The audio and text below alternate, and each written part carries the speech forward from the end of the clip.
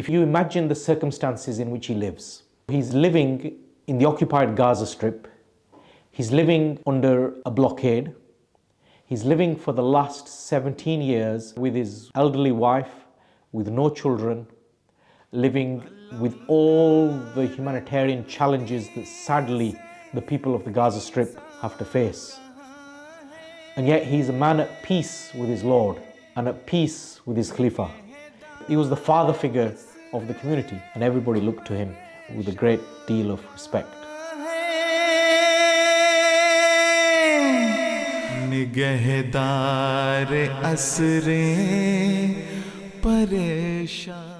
بارك الله فيك وأشكرك وتقبل تحياتي يا مولاي وأنا أبايعك إلى يوم الدين إلى يوم أن ألقى الله ليس لي عقيدة إلا الأحمدية وصلى الله وسلم على سيدنا محمد. ہر ایک سمت پھیلی ہوئی ہے تباہی.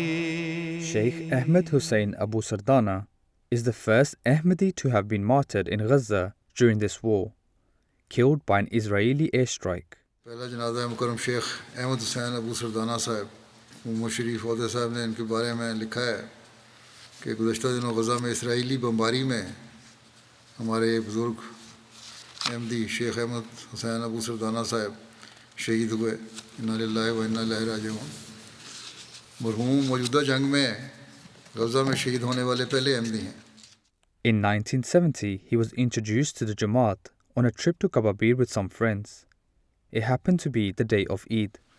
1970 میں موصوف اپنے بعض دوستوں کے ساتھ حیفا تشریف لائے. چونکہ وہ عید کا دن تھا، خدائی تصرف کے تحت مرحوم نماز عید کے لیے اپنے دوستوں کے ساتھ کبابیر پہنچے.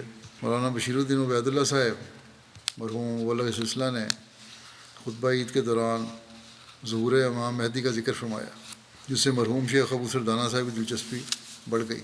انہوں نے ساتھ بیٹھے ہوئے احمدی علاؤدین عہدہ صاحب سے کہا کہ مولانا بشیر الدین عبید اللہ سے میری تفصیلی ملاقات کروا دو.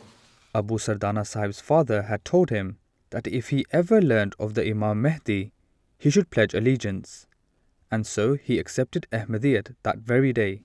ڈاکٹر عزیز حفیظ صاحب یہاں سے کمیونٹی فرسٹ کے تحت جاتے رہے. وہاں ان کو ابو سردانہ صاحب سے ملنے کا موقع ملا تو انہوں نے کہا، جب میں ان کو ملنے گیا تو میری عزت کے لیے اٹھنے کی کوشش کرنے لگے تو میں نے ان کو کہا بیٹھے رہیں.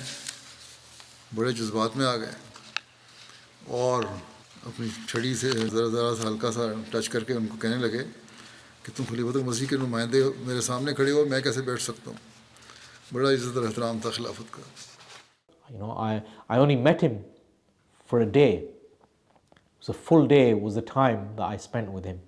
And he left an indelible mark on my heart. He said, let me show you something else. I want to show you my car.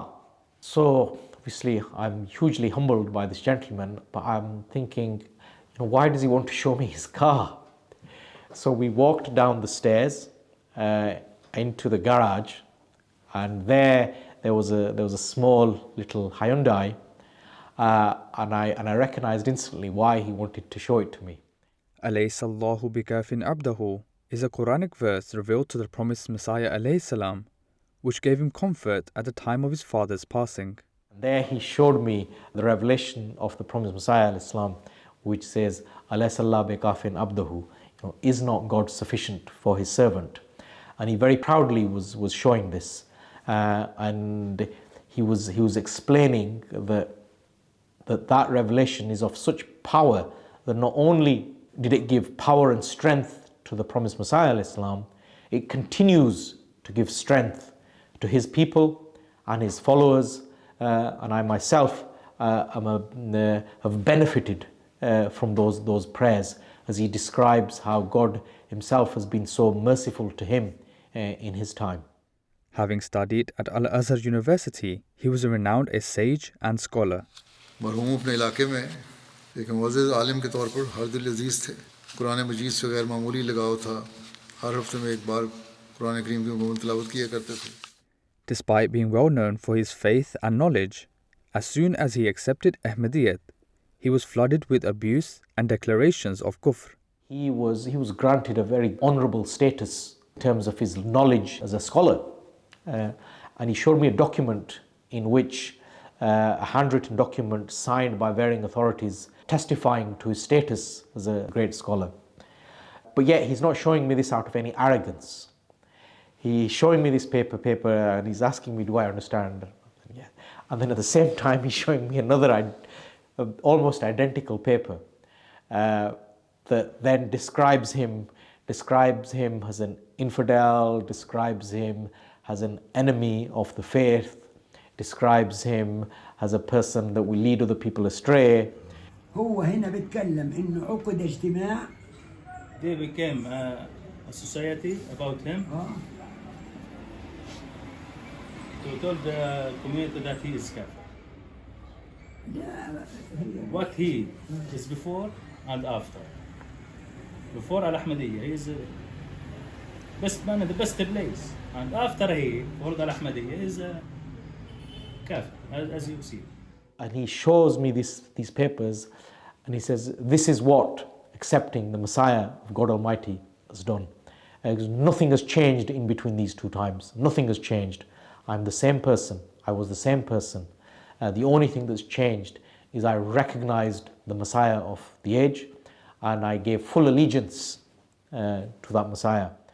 The backlash didn't faze him in the least, however, as he remained firm in his faith. So his relationship was one of great deep love. And when you hear his message, he says, oh my Khalifa, I'm here to fulfill every command that you give. And in the video when you see he beats his fist on his chest very powerfully. Remember, he's balancing on with one walking stick as he's saying this, that your every command I'm trying to fulfill. And I will struggle for you, I will struggle for Islam as best I can. It's not easy in this land. It's not easy in Gaza to serve, but I will do my level best. खिलाफत से बहुत मोहब्बत करने वाले थे और कई दफ़ा उन्होंने इस बात का इजहार किया कि वो सच्चे अहमदी हैं, बल्कि उन्होंने मुझे पैगाम भेजा था जो रिकॉर्डिंग का, उसमें भी जिक्र है. بارك الله فيك وأشكرك وتقبل تحياتي يا مولاي وأنا أبايعك إلى يوم الدين إلى يوم أن ألقى الله ليس لي عقيدة إلا الأحمدية. He was sat in a chair and I stood up and he said, young man, you need to record my message to Khalifatul Masih. And so I had my phone all ready. My brother Muhammad Malas is translating as best he can. And he's trying again to stand up. And I am respectfully telling him, please, advising him, suggesting to him, please take a seat. And again, he's got his walking stick in his hand and he's with lovingly sort of hitting me on my side of my leg. And he's saying very powerfully, he goes, how dare I speak to Khalifatul Masih sat on a chair? Because if I'm speaking to my Khalifa, I'm going to be stood up. And I'm respectfully saying, please, you're a frail man. He was not having any of it. He stood up, and for those of you that have seen the video, you can probably see one of his hands, I think it's his right hand, that's holding his walking stick, and he's keeping himself balanced with that stick. And he's speaking to the camera, he's speaking to the phone. أشهد أن لا إله إلا الله وأشهد أن محمد رسول الله. السلام عليك يا مولاي. السلام عليك يا خليفة المسيح الخامس. أنا في كل أسبوع أختم القرآن يا مولاي، في كل أسبوع مرة. يا سيدي مسرور، ما أجمل هذا الاسم. Sheikh Abu Sardana Sahib's words were full of love for his Khalifa. Full of love for his Khalifa. So I was conveying the Islam of Hazrat Amirul Mu'mineen to him. And again, he was full of emotion that I cannot sit down, I need to stand up. I was truly humbled. As Dr. Aziz Hafiz describes, Abu Sardana Sahib demonstrated how a true connection to Khilafat is unrelated to physical proximity. He taught me the love of Khilafat. He taught me what it is to love a Khalifa. Love of Khilafat is not living within his close geographical proximity. Love of Khilafat is not having a nice mulaqat picture with him. Love of Khilafat is not even having the blessed opportunity to meet him regularly.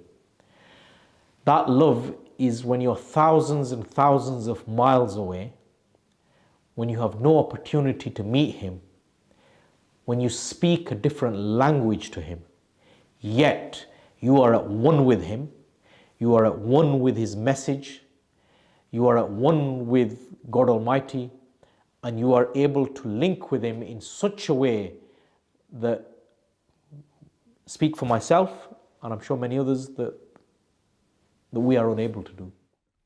In the attack which martyred him, his wife was left injured, as the war on Gaza took its first Ahmadi casualties. I was deeply saddened.